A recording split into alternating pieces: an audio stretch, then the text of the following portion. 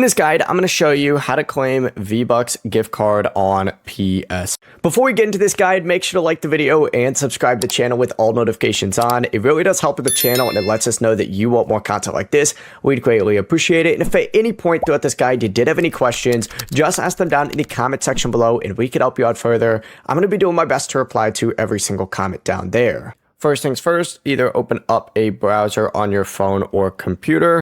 You can't actually do this on your PS5, unfortunately. Once you open up a browser on some sort of other device, go ahead and search for Fortnite gift card redeem.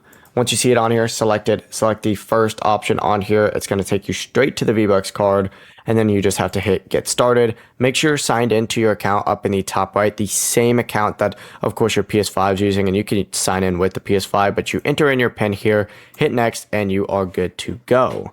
Once you go ahead and do that, if you currently have Fortnite opened up on your PS5, restart it, and you'll be all set. The process really is as simple as that.